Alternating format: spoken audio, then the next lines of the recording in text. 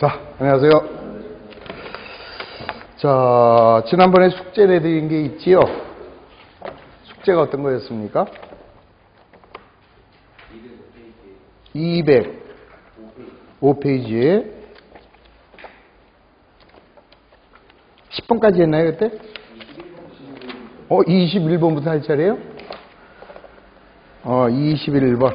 자, 좋습니다. 다음 중에서 대차 평균의 원리에 대한 설명으로 틀린 것이다.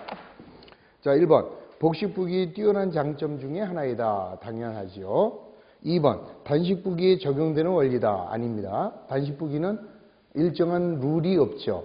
그러니까 지금 여기서 말하는 거는 대차 평균의 원리라고 했기 때문에 대차 평균의 원리라는 것은 차변과 대변이 하나와 동시에 이루어지는 거니까 요건 이제 복식부기에서 필요한 것이고, 단식부기는 어때요? 경험에 의해서 지멋대로 하는 게 단식부기니까 2번이 X다. 3번. 계정 전체를 통해서 보면 차변합계 금액과 대변합계 금액이 일치한다는 원리다. 맞는 얘기죠. 4번. 시산표의 작성 목적과도 관련이 있다. 자, 차변과 대변의 합계가 일치하는지를 확인하기 위해서 시산표를 만드는 것이죠. 5번. 장부의 기록 계산의 정확 여부를 자동적으로 계산할 수 있다. 맞는 얘기예요. 그래서 21번에서는 2번만 정답이 됩니다. 22번. 다음의 계정 중에서 항상 잔액이 대변에 남아있는 것만 바르게 나열한 거. 그러면 우리는 잔액이 차변에 남아있는 것은 뭐예요? 자산이나 비용. 그 다음에 대변에 남아있는 것은 부채와 자본. 그 다음에 수익. 이렇게 되겠죠? 그러면은 우선 1번을 보면은 현금성 자산 때문에 바로 틀려버렸습니다. 현금성 자산은 자산이죠. 단기 차입금은 대변, 부채. 그 다음 매입 채무 대변. 그 다음 이자 비용도 차변이니까 1번은 틀렸다. 2번. 매입 채무는 부채, 단기 차입금 부채. 그런데 건물은 자산이죠. 따라서 차변, 이자 비용 차변, 임차료 차변, 재해손실 차변. 3번. 단기 차입금은 대변, 매입 채무 대변, 미지급 이자. 아직 이자지만은 아직 안 줬으면 부채가 됩니다. 미지급 이자, 예수금도 부채, 사채도 부채다. 이 사채라는 것은 기업이 자금을 조달하기 위해서 발행하는 채권이에요. 그럼 기업이 채권을 발행하게 되면 사채를 발행하게 되고, 그 기업으로 볼 때는 뭐가 될까요? 부채가 되겠죠. 그래서 3번이 정답이 된다. 자, 4번의 단기 차입금은 대변 맞고, 소모품비는 비용으로서 틀렸죠. 자본금 대변, 임대료 대변, 외환 차익 대변입니다. 이 외환 차익이라는 건 뭐냐면은 내가 이제 그 외국에서 돈을 빌린단 말이에요. 어려운 기정 과목인데 외환 차익이라는 거는 뭐냐면은 예를 들어서 외환 차손이 될 수도 있어요. 자, 내가 예를 들어서 4월 1일 날 10,000불을 빌려 봐요. 그러면 1달러에 1,000원 할 때 빌렸다라고 하면 현금이 1,000만 원이 들어오잖아요. 그러면서 외국에서 돈을 빌렸으니까 외화 장기 차입금 이렇게 이제 외화 차입금 이렇게 기록을 해요. 근데 이 환율이라는 거는 수시로 바뀌잖아요, 이제. 그럼 수시로 바뀌어 가지고 12월 31일 날 이 결산을 하려고 그랬더니 이게 1달러당 얼마가 됐느냐? 900원이 돼 버렸다 이 소리예요. 900원. 그러면 나는 얼마 있으면 갚아요, 돈을? 우리 아까 10,000불을 빌렸죠? 10,000불을 1,000원 할 때 빌렸는데 지금은 1달러가 900원이 됐다 이 소리라. 그러면 얼마가 된 거예요? 900만 원이 되죠. 900만 원. 그러니까 내가 갚아야 될 빚은 1,000만 원이 아니라 900만 원이 되니까 이 경우에는 외화 장기 차입금이 얼마가 줄어버려요? 100만 원이 줄어들게 되죠. 이렇게 줄어들게 되면 이게 외환 차익이 아니라 이런 경우에는 외화 환산 이익이다 이렇게 얘기를 해요. 그러면 12월 말일 날은 왜 이런 거를 했을까? 12월 말일 날 자기가 가지고 있는 기업의 재무 상태를 정확하게 파악을 해야 되는데 자기가 갚아야 될 빚은 1,000만 원이 아니라 900밖에 없잖아요, 지금. 그렇기 때문에 평가를 한 거지. 그래서 여기에는 외화를 환산해서 생긴 이익이다. 그래서 외화 환산이익 이렇게 얘기를 하는 거죠. 그러다가 X2년도 7월 1일 날 이 돈을 갚아버렸어요. 그러면 변제할 때 환율이 또 얼마가 됐느냐? 850원이 됐다면 그러면 나는 외화 장기 차입금이 얼마가 없어져요? 900만 원이 없어질 거 아니에요. 이제 아까 900으로 이렇게 바꿔놨는데 이제는 850만 원만 주면 끝나는 거 아니에요? 그러면 현금이 얼마 나가? 현금이 850만 원이 나가겠죠. 그죠? 그럼 난 또 50만 원 더 받지? 그거를 우리는 뭐라고 하느냐? 외환 차익. 이렇게 얘기를 하는 거죠. 그러니까 변제할 때 이익이 생기면 외환 차익이고 평가, 기말에 평가를 해서 생기는 이익은 외화 환산 이익이다. 이제 이런 식으로 얘기를 하는 거죠. 그리고 반대로 이럴 수도 있죠. 7월 1일 날 갚으려고 그랬더니 이번에는 950만 원이, 그러니까 950원이 된 거예요. 1달러가. 그러면 자, 그 상태에서 외화 차입금을 900만 원 갚았네. 이제 현금은 얼마가 나갈까? 1달러가 950원 됐으니까 950만 원이 현금으로 나가겠죠. 그죠? 그 경우에는 손해야 이익이야. 900만 원짜리 빚을 950에 갚았잖아요. 그러면 이 경우에는 손해가 나온다. 그럴 때는 외환 차손 이렇게 얘기를 하는 거죠. 그래서 이익이 났을 때는 외환 차익이라는 수익으로 손해가 났을 때는 외환 차손이라는 손실로 처리하게 된다. 이 소리입니다. 그럼 여기서도 마찬가지지. 1달러가 1,000원 했는데 12월 말일 날 1,100원이 될 수 있잖아요. 그런 경우에는 어떻게 돼? 이번에는 가만히 앉아서 자기 빚이 얼마가 늘어났다? 100만 원이 늘어났잖아요, 이제. 그런 경우에는 여기다 뭐라고 써요? 외화, 환산, 손실. 이렇게 해서, 자, 이런 경우에는 외화, 환산, 손실. 그러니까 긴말에 평가를 할 때는 환산이다라고 하고, 갚았을 때는 외환 차익이나 외환 차손으로 회계 처리하게 되는 거죠. 아, 지겨워. 뭐 이렇게 복잡하냐. 이런 생각이 들겠지만, 이제 앞으로 하나씩 배워가시면 되는 거예요. 자, 그 다음에 5번. 이자 비용은 차변이니까 X, 사채 상환 이익, 자, 이익 대변, 보험 차익, 수익이니까 대변, 재손실 차변이죠. 자산 수중 이익은, 자산 수중 이익은 뭐라고 그랬어요? 공짜로 기부를 받았다. 그럴 때 수익이다. 따라서 22번에서는 3번만 정답이 되겠습니다. 23번. 다음 중 실제 계정인 거.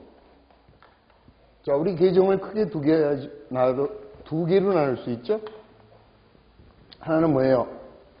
실제로 존재하는 실제 계정과 이름뿐의 계정, 명목 계정.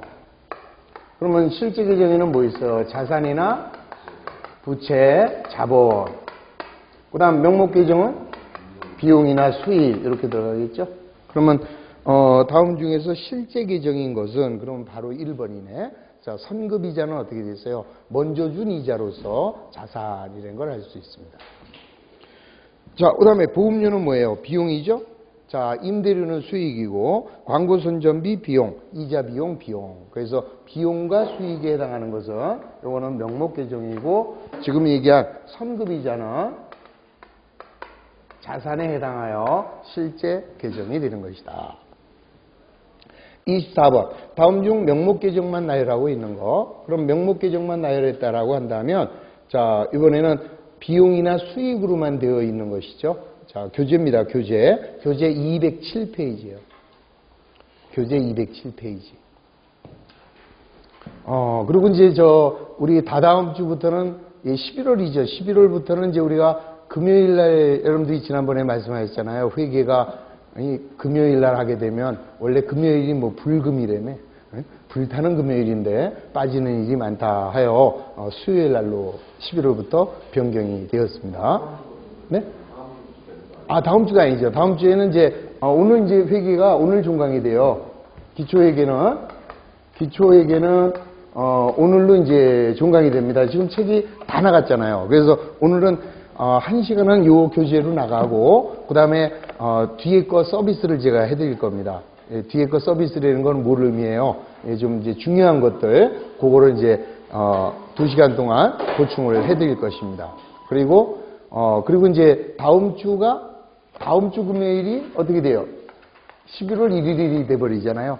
11월 1일이 돼가지고 다음 주 11월 1일 날은 휴강으로 하고, 그 다음에 이제 11월 우리가 4일부터 개강이 되는 거죠. 그럼 이제 그때부터 이 수요일 날 수업을 하게 됩니다. 그리고 미리 말씀드립니다만은 우리 회계는요, 이 11월부터는 4시간으로 바뀝니다. 지금 3시간 수업 갖고는 도저히 안 돼요. 그래서 10시 50분까지 4시간으로 바뀌게 됩니다.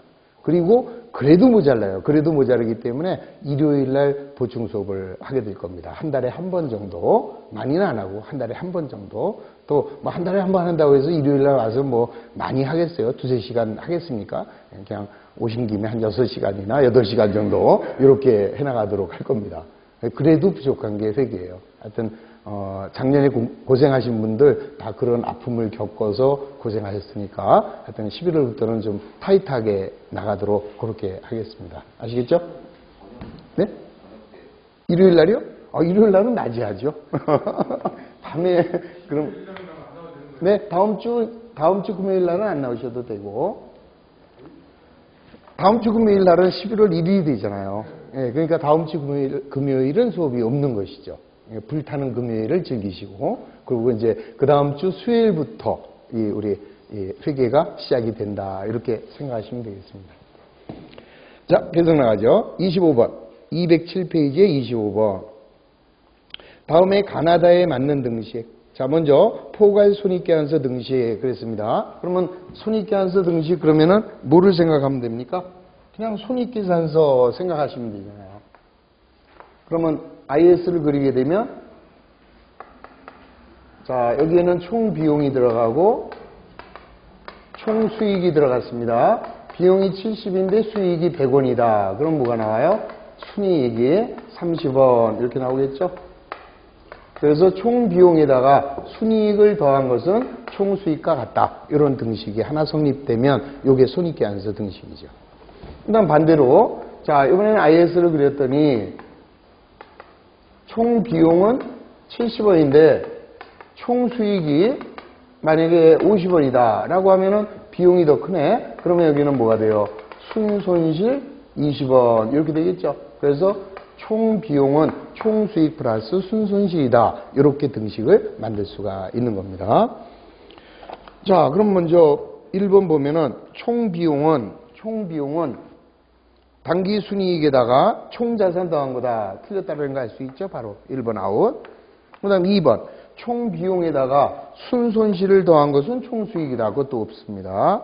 3번 총 비용에다가 당기 순이익을 더한 것은 총 수익이다. 그래서 3번이 일단 맞았다라는 것을 알 수 있죠.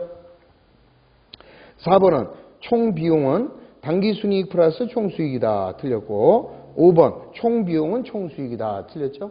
순이익 개념이 없으니까. 그래서 바로 포괄 손익계산서 등식을 가지고 3번이 정답이 되는 것을 찾아낼 수 있었죠. 그 다음에 자본 등식이다. 자본 등식은 뭐예요? 자본을 구하려면 어떻게 구해요? 자산에서 부채를 빼면 자본 이렇게 나오죠. 그래서 자산 마이너스 부채는 자본이다. 역시 3번이 맞았습니다. 그 다음 재무상태표 등식은 어떻게 돼요? 재무상태표를 그리게 되면 자산은 부채 플러스 자본. 그러니까 A는 P 플러스 K 이렇게 되겠죠. 그래서 당연히 3번이 정답이 된다라는 걸 알 수 있습니다. 자, 이번에는 26번 들어가겠습니다. 다음의 등식 중에서 잘못된 것이다. 자, 먼저 기초자본에서 기말자본을 뺀다. 그럼 뭐가 돼요? 기초자본이 더 크면 어렵게 생각하지 마시고, 자, 자본의 비교.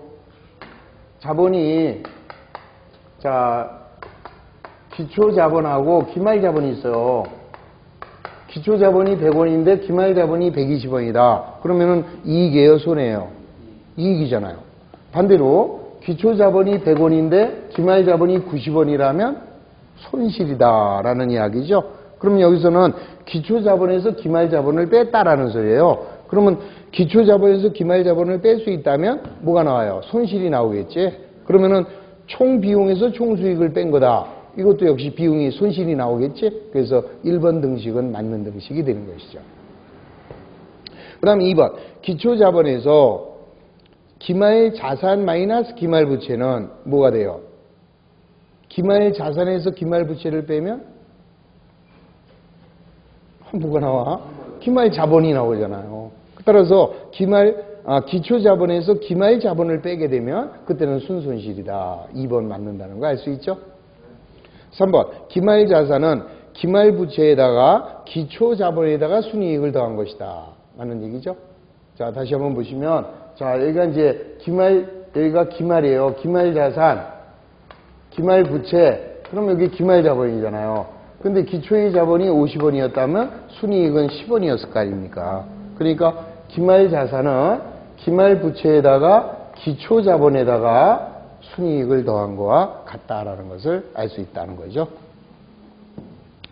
4번. 기말 자산에서 순손실을 빼면 자, 기말 부채에다가 기초 자본을 더한 거와 같다. 틀려버렸죠? 자, 어떻게 해야 돼요? 기말 자산에다가 순손실을 더해야 되겠지. 더하면 그러면 기말 부채에다가 기초 자본이 될 수 있다. 빼는 것이 아니라 순손실을 더해줘야 되는 거죠.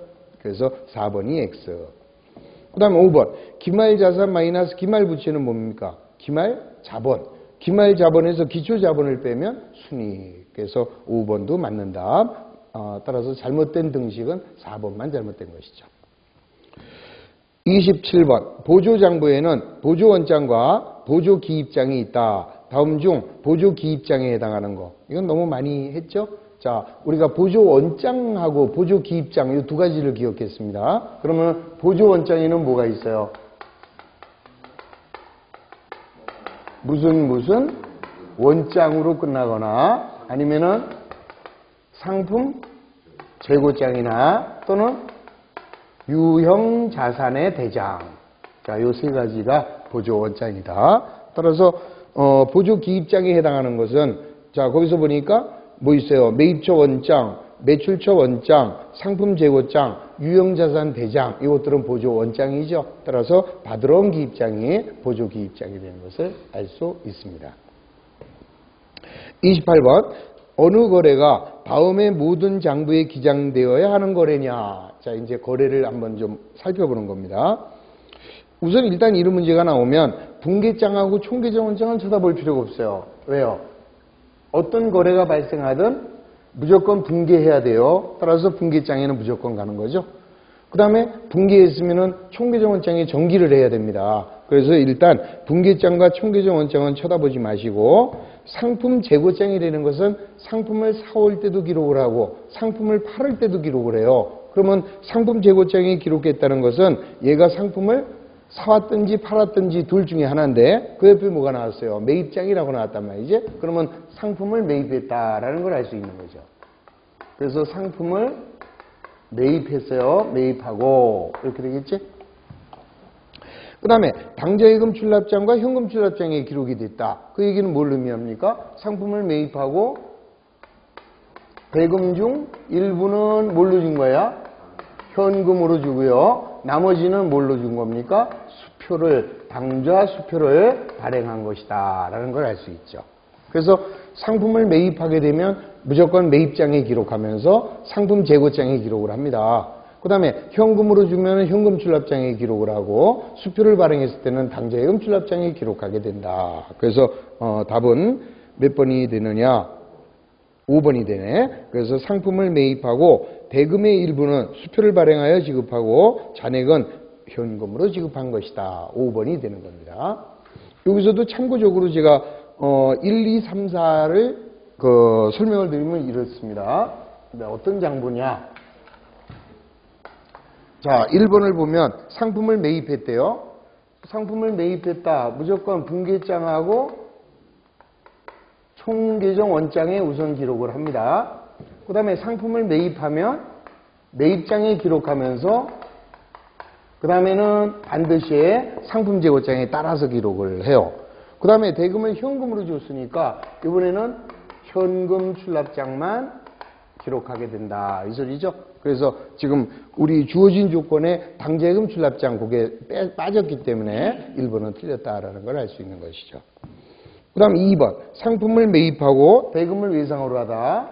그러면 분계장, 총계정원장, 매입했으니까 매입장, 상품 재고장. 그 다음에 대금을 외상으로 했대요. 그러면 갚아야 되네. 그럴 때 매입처 원장이라는 장부에 기록하게 됩니다. 그러니까 매입처 원장이라는 것은 거래처별로 우리가 갚을 돈이 얼마인지를 기록하는 장부가 돼요. 그래서 현금을 줬으면 현금 출납장에 기록하지만 외상으로 샀을 때는 매입처 원장에다가 기록을 하게 되는 것이죠. 자, 3번. 자, 상품을 매입하고, 그럼 상품을 매입했으니까 분계장, 총계정원장, 매입장, 상품재고장 이렇게 기록을 하고, 대금 중 일부는 매출처를 지급인으로 하는 환화음을 발행하여 교부하고 잔액은 현금으로 주었다. 그러면 이제 현금을 줬으니까 현금 출납장에 가고요. 자, 잔액은 매출처를 지급인으로 하는 이 환화음을 발행했대요. 그럴 때는 내가 받을 돈이 없어집니다. 그래서 매출처 원장에다가 이렇게 기록하게 된다. 이 소리입니다. 이거는 좀 대단히 어려운 단원이기 때문에 이건 나중에 정규 시간에 다시 한번 배우도록 할 겁니다. 환호음에 대해서는. 그러니까 지금은 그냥 모르는 대로 넘어가시기 바랍니다. 4번은 어떻게 됐어요? 상품을 매입했죠? 자, 대금의 일부는 현금, 나머지는 외상. 그러면 4번은 자, 분계장, 총계정원장, 매입장, 상품재고장. 그 다음에 어디로 가야 돼요? 현금으로 줬으니까 현금 출납장, 외상으로 했으니까 매입처 원장까지 이렇게 기록이 되죠. 이렇게 기록하니까 맞는 답은 5번만 정답이 되는 것입니다. 29번입니다. 다음은 회계상의 내용 설명이다. 설명의 내용 중에서 틀린 것이다. 1번. 상품을 30만 원 매입하고 계약금을 10,000원 지급하는 것은 부기상의 거래에 해당한다. 당연하죠. 자, 계약금을 그러니까 매입하기로 계약을 했다면 거래가 아니지만 계약금을 줬으니까 그 경우에는 거래다.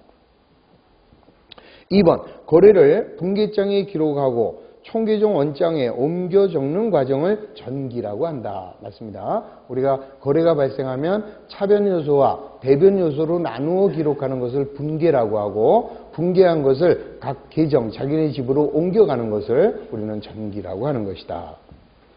3번. 재산법에 의한 당기순이익은 기말 재무상태표 대변에 기재한다. 맞죠? 이게 무슨 말이냐? 우리가 보세요. 이게 지금 기말 자산이잖아요. 그 다음에 얘는 뭐가 돼요? 기말 부채죠? 그럼 요거는 기초자본이고 거기에 뭐가 들어가요? 당기순이익이 들어가는 거잖아요. 그럼 이제 우리가 여기다가 뭐라고 씁니까? 60원 밑에다가 당기순이익이 10원 이렇게 있다 이렇게 써주죠. 그러면 기말자본은 60원인데 순이익이 10원이니까 기초자본이 50원이라는 것을 알 수 있다 이 소리죠. 자, 따라서 재산법에 의한 당기순이익은 기말의 재무상태표 대변에다가 기록하게 된다 이 소리. 4번. 재무상태표는 기업의 일정 기간에 재무상태를 나타낸다. 틀렸죠? 일정 시점이지. 재무상태는 일정 시점이고 경영성과가 일정 기간이다라는 것을 이해하시면 되겠습니다. 그 다음 5번. 부기의 기록 계산이 이루어지는 장소적 범위 뭐라 그래요? 회계 단위라고 한다. 그래서 29번에서는 몇 번만 틀렸다? 4번만 틀렸다는 것을 알 수 있습니다. 자, 30번. 다음 중 계정의 잔액이 잘못 표시된 거. 자, 제목을 봅니다. 단기대여금은 뭐예요? 단기대여금은 자산. 자산이니까 어디에 남아요? 잔액이. 차변. 자본금은요? 대변. 지급어음은요? 부채네. 부채니까 대변. 외상매출금은? 외상매출금은 자산이잖아요. 자산이니까 어디로 남아야 돼? 차변에 남아야 되는데 대변에 남았죠? 4번이 X. 자, 감가상각비는 뭐예요? 비용. 비용이니까 어디로 남아? 차변에 남는다. 자, 31번. 자, 다음의 거래가 총계정 원장 해당 계정에 바르게 전개된 거. 그럼 이것도 자, 분계와 전기를 한번 살펴봅니다. 그럼 먼저 건물 2,000원. 건물이라는 자산이 2,000원 늘어났고 현금이라는 자산이 1,000원이 늘어났습니다. 자, 그놈을 가지고 영업을 개시했다. 자본금이 3,000원. 이렇게 되겠죠? 그러면 이렇게 붕괴한 것을 총계정 원장에 이제 옮겨 적는 것입니다. 총계정 원장에 옮겨 적으면, 자, 먼저 건물 계정하고, 현금 계정하고, 그 다음에 자본금 계정. 이렇게 나오죠? 그러면 건물 계정 차변에는 상대편 계정 과목, 자본금, 자기 금액 2,000원. 이렇게 들어가죠? 그 다음에 현금 계정 차변에는 상대편 계정 과목 자본금 1,000원, 금액은 자기 금액, 계정 과목은 상대편 계정 과목. 그 다음에 자본금은 대변에 있으니까 대변에 금액은 3,000원이 들어가야죠. 자기 금액 들어가면서 반대편 계정 과목이 2개 이상일 때는 제좌로 기록하게 된다. 따라서 바르게 전기된 것은 몇 번만 정답이 됩니까? 건물 1번 건물은 틀렸죠? 금액이 틀렸고 자본금은 틀렸죠? 현금이 맞네. 그래서 3번만 정답이 되고 4번 틀렸고 5번도 틀렸다라는 것을 알 수 있습니다. 32번 다음 중 잔액 시산표와 관련된 내용 중에서 잘못 설명된 것이다. 1번 시산표 등식은 기말자산에다가 총 비용을 더한 것은 기말부채에다가 기초자본에다가 총수익 더한 것이다. 정확하게 맞았죠? 2번 잔액이 차변에 남는 계정은 자산과 비용이며 잔액 시산표는 정산표를 작성하거나 결산 예비 절차의 기초자료가 된다. 맞는 얘기. 3번 분기는 거래의 이중성에 입각하여 차변 요소와 대변 요소로 반드시 결합되어야 한다. 맞는 얘기죠. 4번 시산표에서 발견할 수 없는 오류는 차변과 대변의 금액이 동일하게 잘못된 오류로서 이중기입이나 계정 과목의 오기 등을 들 수 있다. 맞는 얘기. 자, 우리가 하나의 거래를 이중으로 기록하게 되면 그러면 금액은 똑같으니까 발견할 수가 없습니다. 그 다음에 계정 과목을 잘못 썼어도 금액이 똑같으니까 발견할 수 없는 오류가 되는 것이죠. 4번도 정답.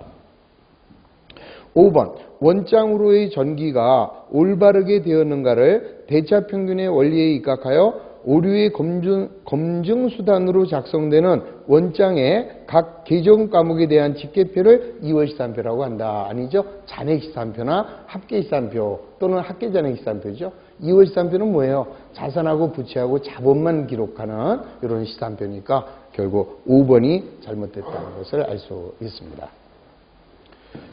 33번 다음 중에서 시산표에서 발견할 수 있는 오류는 어떤 것이냐. 시산표에서 발견할 수 있는 거 항상 얘기했죠. 발견할 수 있니 발견할 수 없니 요거를 따지는 가장 큰 기준은 뭐라고 그랬어요. 발견할 수 있는 것은 이건 딱 하나만 기억하라고 그랬잖아요. 어느 한쪽이 잘못되었다면 그 경우에는 발견할 수 있는 것이다. 그러면 1번 분기장에 기록한 것이 차변과 대변이 바뀌어 전기됐다. 발견돼야 못해요. 안 되죠. 금액이 똑같으니까 발견할 수 없습니다. 두 번째 분기장에서 하나의 거래가 모두 전기가 누락됐다면 역시 발견할 수 없습니다. 3번 분기장의 차변 금액이 총계정원장의 전기 누락이 됐다면 그거는 발견할 수 있는 거죠. 차변만 잘못 적었으니까 대변은 제대로 갔을 거 아니에요. 그러면 어느 한쪽만 잘못됐을 때는 발견할 수 있다. 3번입니다. 4번 두 개의 오류가 같은 금액으로 상계되어 있다. 서로 지어졌다 이 소리예요. 그러면 10만 원으로 쓸 거를 차변에 10만 원, 대변에 10만 원 쓸 거를 차변에 10일, 대변에 10일 우연히 이렇게 상계됐다면 발견할 수 없습니다. 그 다음 거래를 이중분기한 거나 대차 양쪽에 이중으로 전기했다면 양쪽에 동시에 잘못됐으니까 내나 발견할 수 없다. 그래서 항상 발견할 수 있는 오류만 여러분들이 머릿속에 집어넣으시면 돼요. 어떤 경우? 어느 한쪽. 자, 34번 다음 중 시산표의 대차 합계액이 일치하지 않는 경우 조사 대상 내용과 거리가 먼 것이다. 자, 우리가 이제 시산표가 어떻게 잘못됐니? 이제 이걸 한번 보는 거잖아요. 자, 거래가 발생하면 분기합니다. 분계한 것을 각 계정에 전기합니다. 자, 그 다음에는 이제 뭘 만들어요? 시산표를 작성하죠. 그럼 시산표를 만들어서 제일 먼저 차변에 자산과 비용을, 대변에는 부채와 자본과 수익을 이렇게 기록을 했습니다. 그랬더니 요 금액이 요게 맞으면 우리가 한 게 맞았다라고 가정을 하는 건데 요게 틀렸다라는 거죠. 그러면 이제 우리는 어떻게 발견해요? 운고를 거꾸로 가라 그랬습니다. 그래서 발견하려면 1번 먼저 시산표의 금액을 검산을 합니다. 제대로 계산을 했는지. 거기에서도 이제 맞았어요. 그러면은 총계정 원장에서 시산표로 정확하게 옮겨졌는지를 확인해야죠. 그래도 이상이 없다면 그 다음에는 총계정 원장의 금액을 다시 한번 이제 검산을 해봅니다. 그래도 이상이 없으면 다음에는 분계장에서 총계정 원장으로 전기가 제대로 됐는지 확인해야죠. 그래도 이상이 없으면 분계가 제대로 됐는지 분계 확인을 하면 그러면 우리가 찾아낼 수 있는 것이다. 그러니까 이렇게 온 거를 거꾸로 되돌아갈 수 있으면 되는 것이죠. 자, 먼저 1번. 자, 원장의 각 계정의 차대 합계와 잔액을 확인한다. 이 얘기죠. 총계정 원장의 차대를 확인하고. 그 다음 2번. 분계장의 기입 자체에 잘못이 있는가 확인한다. 맞는 얘기죠. 3번. 하나의 거래에서 분계를 대차 반대로 전개했는가 확인한다. 그거는 전혀 거리가 먼 얘기죠. 그래서 답은 3번. 4번. 분계장에서 원장으로 전기가 옳게 행해졌는지 검사한다. 맞고. 그 다음 시산표의 계산 자체에 잘못이 있는지 확인하게 된다. 35번. 다음 중에서 결산 절차상 생략할 수 있는 것은 뭐냐. 자, 먼저 시산표는 해야 됩니다. 재고조사표 해야 되죠. 그 다음 수정 후 시산표 해야 되죠. 그 다음 정산표는 안 해도 된다라고 했습니다. 그래서 3번 정산표의 작성은 생략할 수 있다. 36번 다음 중에서 기말 결산 수정 분계의 대상이 아닌 거. 이것도 굉장히 어려운 문제가 나왔네요. 이 결산 수정이라는 건 뭐라고 그랬습니까? 결산 수정사항은 자, 자기가 가지고 있는 자산이나 부채나 자본이 자, 요게 이제 정확한지 요거를 확인하는 게 이게 바로 이 결산이에요. 결산을 통해서. 그래서 이제 우리가 여기서 재고조사표라는 거를 만들게 된다 그랬죠? 따라서 자, 결산 수정사항이라는 것은 재고조사표에 기록하는 거다. 그러니까 지금 장부에 기록되어 있는 것들이 실제로 정확한지를 다시 한번 확인하는 절차, 요게 바로 재고조사표입니다. 그럼 먼저 1번 단기 매매 금융자산의 평가. 이거 해야 돼요? 안 해야 돼요? 자, 상식적으로 얘기할게요. 자, 무슨 말이냐면은 내가 국민은행 주식을 단기 시세 차익 목적으로 샀어요.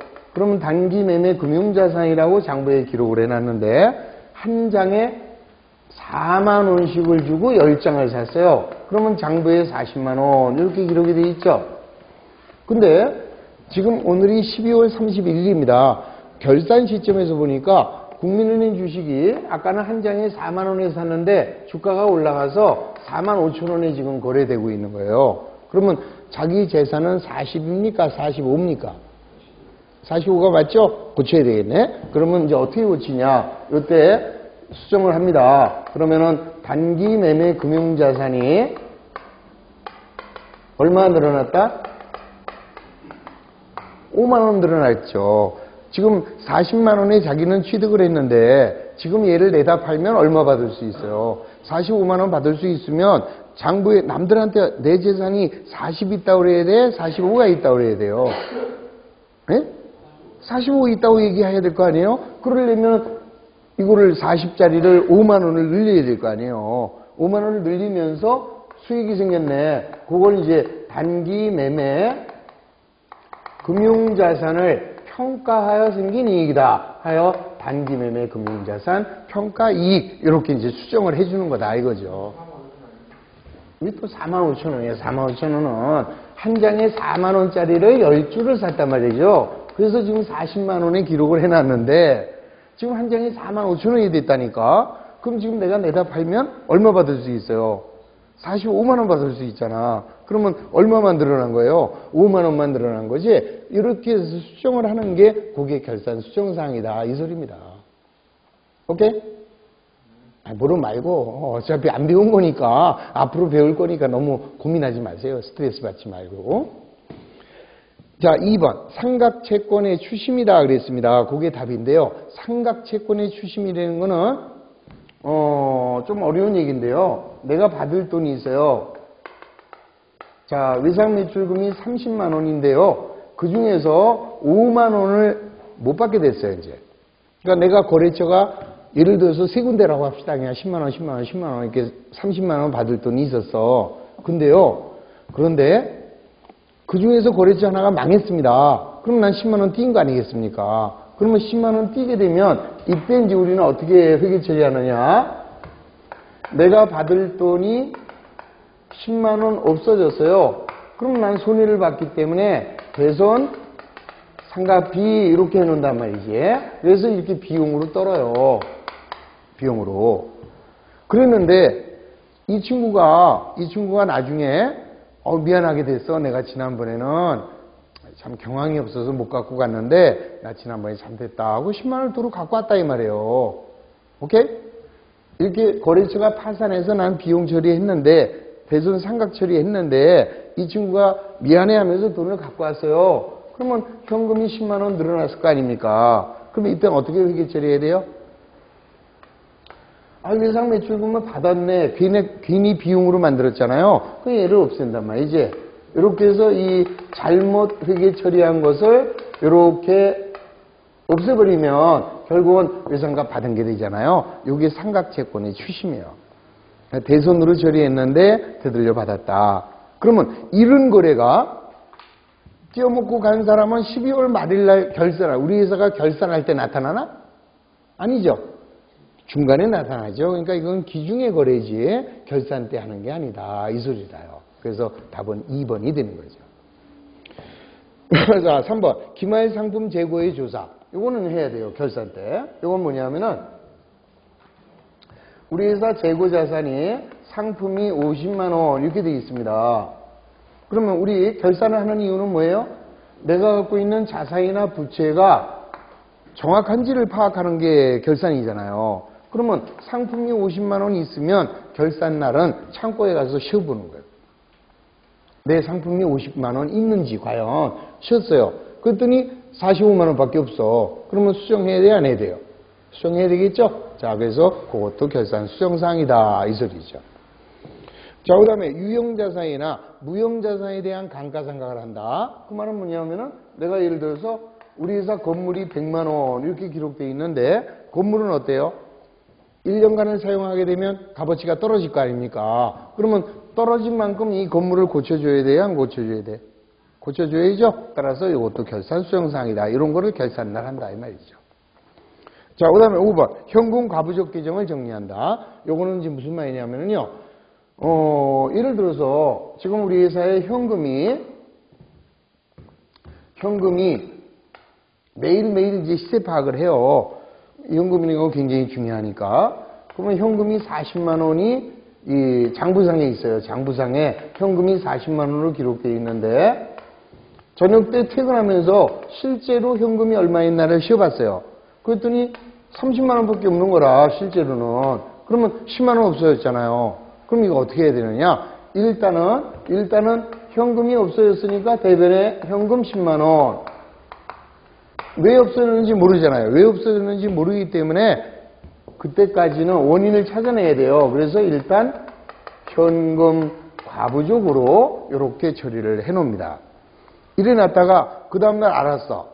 그 중에서 5만 원은 집세를 줬었는데 내가 기록을 안 한 거를 알았어요. 그러면 이제 5만 원은 임차료로 원인 판명이 됐고, 그러면 현금 가부족은 찾아냈죠? 5만 원은. 5만 원은 찾아냈다. 그럼 나머지 5만 원도 어떻게 해요? 계속 찾아야죠.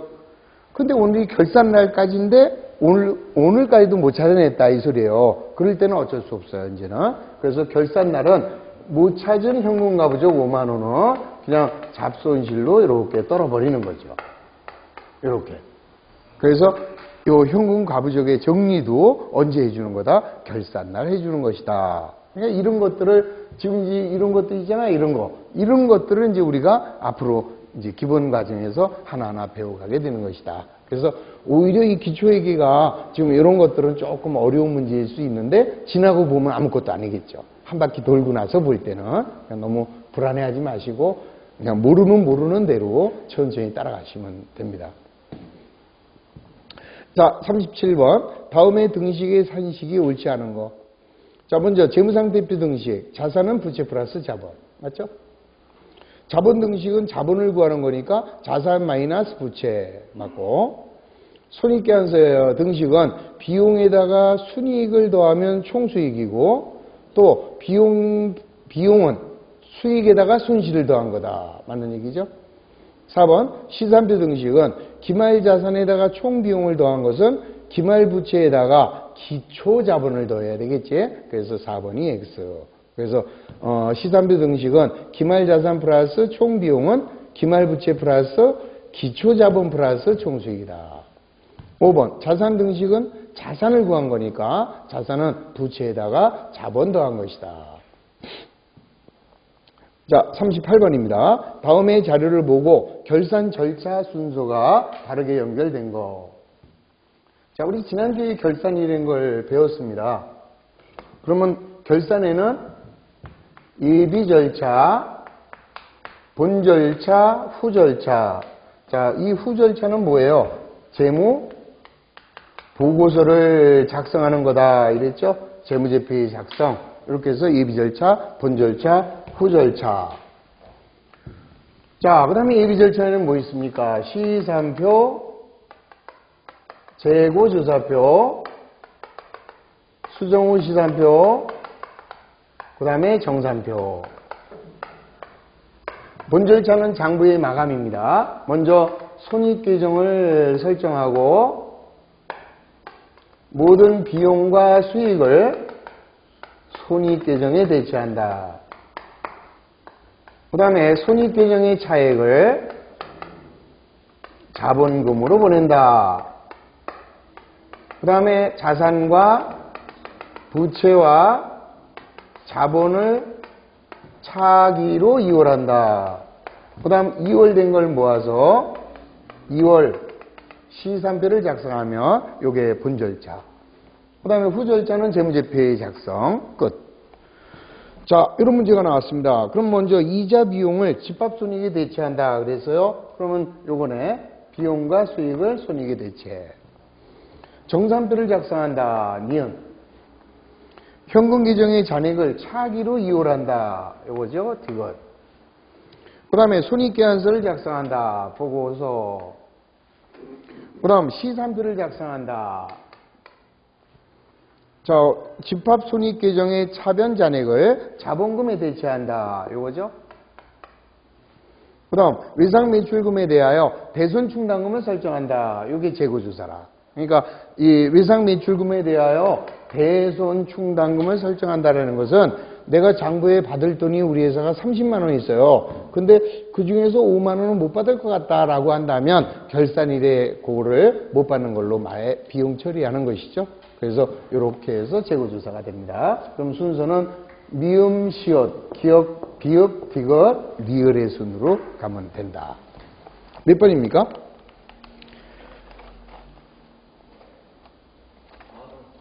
예? 자, 미음, 시옷, 니은, 기역, 비읍, 디귿, 리을. 바로 1번에 있구만요. 뭐 이렇게 어려워요? 자, 39번. 다음 중 재무회계와 관리회계의 설명이 틀린 것이다. 재무회계는 왜 부고 목적이죠? 관리회계는요, 내부 보고 목적이고, 그 다음 재무회계는 일정한 기준이 있지요. 재무회계가. 관리회계가 일정 기준이 없는 것이고, 2번이 틀렸습니다. 재무회계는 재무제표를 작성하고, 자, 관리회계는 특정한 양식이 없습니다. 보고서 형식으로. 재무회계는 지난 것만, 과거적 정보, 화폐적 정보만이 보고 대상이고, 관리회계는 과거나 미래까지의 화폐든 비화폐든. 그 다음 재무회계는 외부정보 이용자에게, 관리회계는 내부정보 이용자에게 필요한 자료다. 40번. 다음 중 전표회계의 특징으로 몰치하는 거. 자, 전표는 여럿이서 할 수 있어요. 따라서 기장사물을 나눠서 할 수 있다. 옳고. 그 다음 그 전표에 보면 결제하는 사람의 도장이 또는 사인이 찍히죠. 따라서 책임 소재가 명확하다. 그 다음 기록에 분실 우려가 없다. 전표는 낱장으로 되어 있습니다. 분실되기가 쉽다라는 것이 전표회계의 단점이죠. 자, 분계장 대응입니다. 따라서 장부 조직이 간소화되고, 그 다음 여러 묶어가지고 하루에 한 번씩만 옮겨가면 되기 때문에 전기 횟수가 감소된다라는 것을 들 수 있다. 그래서 우리 그동안 배웠던 기초회계의 모의고사 문제 40문제를 모두 마쳤습니다. 그래서 이 책의 내용은 모두 마친 걸로 이렇게 하겠고요. 자, 잠시 쉬셨다가 다음 이제 2시간 동안은 보완 개념으로 들어가겠습니다. 아시겠죠? 그리고 이제 지금 기초회계가 좀 어렵다고 느끼시는 분들이 있을 거예요. 그러신 분들은 제발 부탁입니다. 다시 한번 1강부터 지금 아마 오늘 2강을 빼고 이따 하는 거는 나중에 또 배울 거니까 빼고 19강이네. 19강 정도가 되니까 그거를 한 번 더 들으세요. 최대한 빠르게. 좀 뭡니까? 몇 시간 안 되잖아요. 19시간이면 되잖아요. 그죠? 근데 솔직히 말해서 좀 지나면은 배속 놓고 들으시면 되잖아요. 처음에는 1배속으로 들으세요. 조금 듣다가 이제 그게 귀에 익숙하면 1.2배. 그것도 괜찮아. 알아들어요. 그러면 1.4로 올라가시는 거예요. 그걸 조금씩 올려야지 처음부터 1배속을 1.4로 처음부터 놓으면 못 알아들어요. 그러니까 그게 익숙해질만 하면 올리고, 익숙해질만 하면 올리면, 저 같은 경우는 이제 그 공부하신 분들 보면은 보통 1.6배속까지 놔도 아무 지장이 없다라고 얘기하니까 또 더 빨리 알아들어요. 그럼 나중에 2배속까지도 이게 무슨 소리구나 하고 내가 필요한 거를 다 담을 수 있죠. 근데 저는 여러분들한테는 가능한 한 기초회계니까 생각할 시간이 필요하잖아요. 그래서 여러분들 같으면은 가능한 한 1 또는 1.2, 최대한 1.4까지는 가능하다. 그 이상은 놓지 마시라는 거. 하여튼 시간 절약을 하시면 되겠습니다. 자, 잠시 쉬었다 하겠습니다.